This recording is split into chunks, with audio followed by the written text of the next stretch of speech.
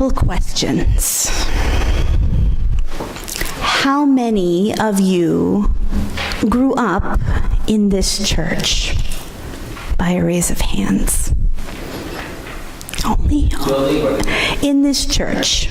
How many of you were young folks in this church? Only 3? Is that what I saw? Wow. How many of you grew up in a different denomination other than Congregational or UCC? Wow. How many of you grew up in a multi-denominational or multi-faith home or family? Very nice. How many of you grew up in a family that never went to church? Okay, wow, interesting. Roger and me, not the title of a movie or a book, but members today of the body of Christ, entering into covenant with you, the Warren United Church of Christ. I have spent most of my life avoiding membership. I wanted to be affiliated, but not fully in, not fully committed. You know. My relationship status, like so many in our lives, read, "It's complicated." Part of the United Church of Christ that really speaks to me and my journey of faith is that we are non-creedal. While statements of faith, like the UCC statement that we just read in our service this morning, and historical creeds are part of the Christian tradition, and therefore part of our tradition, we have God-given freedom to interpret, discern, and yes, disagree with what we read.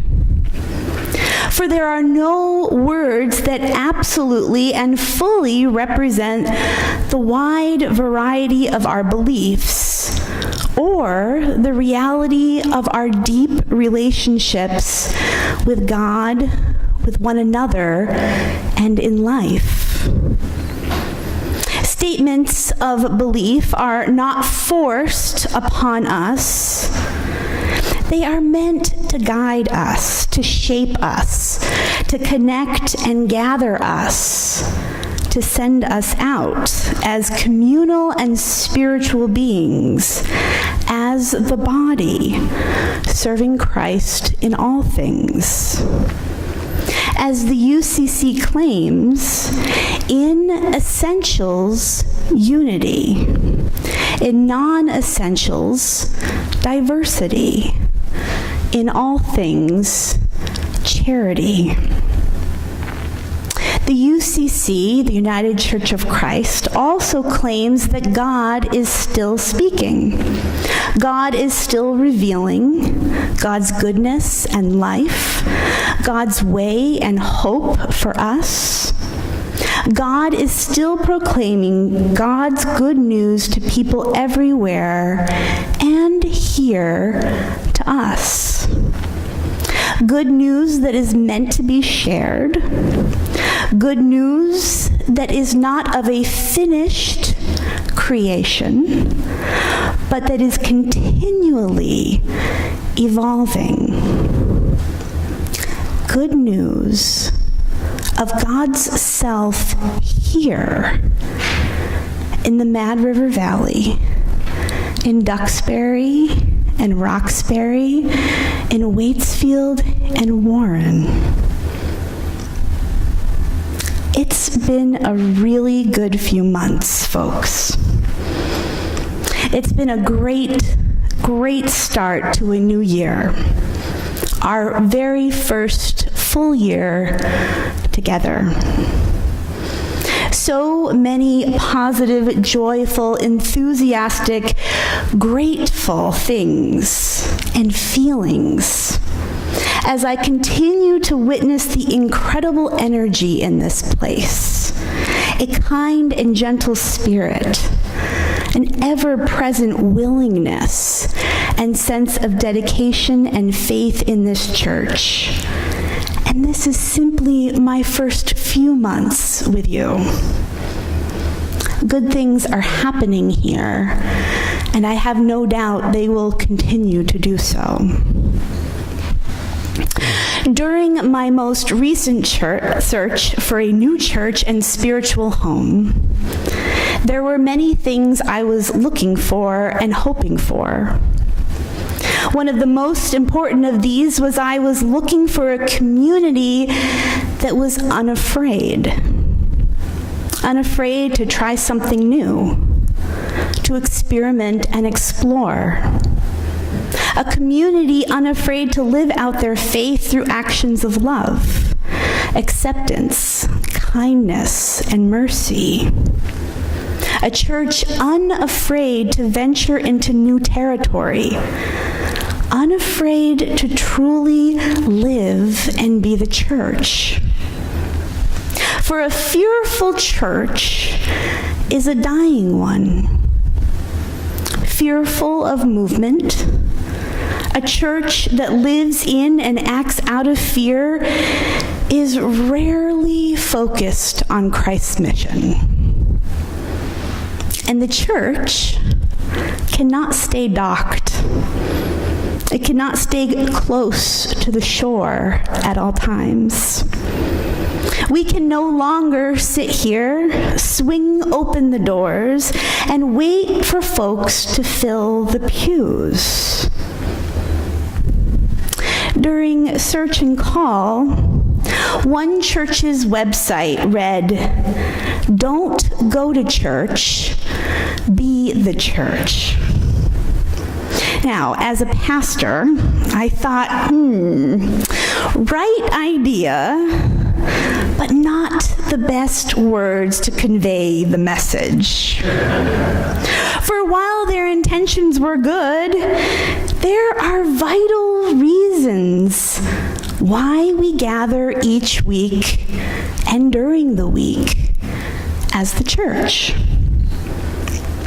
Worship is a vital part of being the church. Worship gathers us, it focuses us, it feeds us, it equips us for the journey. And while worship certainly can take place anywhere, to be the church, we need to gather somewhere to hear the good news of Jesus, of God, and of the gospel. For again and again, we need to be reminded that no matter what our past or record has been thus far, no matter how unsuccessful we have been, or how unworthy or unequipped we may feel, God calls us onward and outward to enter into the depths of life and this world, to feed and serve, to witness and share the love of God in all places. And while it occasionally happens that someone may find their way here to us, the church is a body that is called outward. The depths call us. The struggles call us. The outskirts call us. God calls us. In our gospel reading this morning, we hear that crowds were pressing in to hear Jesus' words of God's good news. Those fishing who had come up short, they had called it a day. A perfect teaching opportunity for Jesus. At first, reluctant after an unsuccessful day on the water, Simon gives in to Jesus' request to take the boat out. "If you say so, I will let down those nets." And Jesus responds, "Let's go."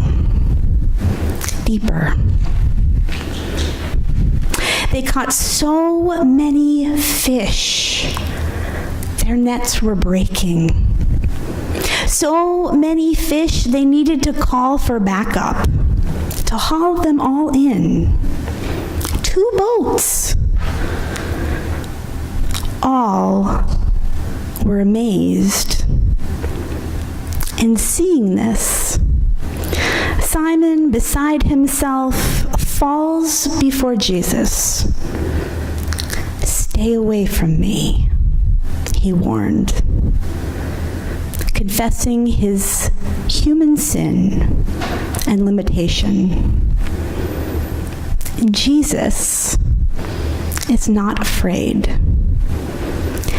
Not only is Jesus not afraid, but Jesus sees this as an opportunity to call and commission Simon. "For from now on, you," Jesus said, "will be catching people." And it seems the great catch, while amazing, is not the most shocking part of our story. It is the willingness to get back out there, to try again, to move beyond past failures that too often keep us stuck where we are. It is the trust and faith within the human spirit in the presence of God that responds by getting up again and going out deeper. Responding to the call to wade into the depths of the human life and world, into the depths of poverty and grief, into the depths of homelessness, of injustice, of loneliness, and of suffering. Knowing and trusting that God goes with us so that we can move beyond our limits, our fears, our comfort, to bring the good news of God's love, forgiveness, justice, redemption, and mission in this world. So much in this life, so much in our faith lives and ministry, I have learned, is about showing up despite our fears.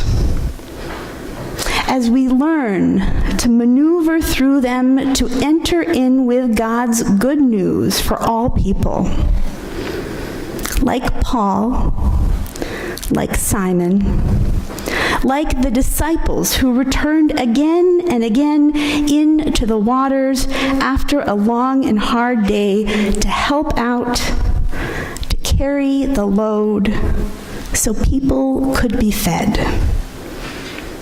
to leave their old ways behind and begin a new life following Jesus. It is my hope we will take such leaps, such risks, to serve our community and world here in Warren and far beyond. For we are called into the waters, into the depths, into the world, to bring peace and justice, hope, and care. Let us respond not out of fear, but in love, moving onward and outward in Jesus' name. May it be so. Amen.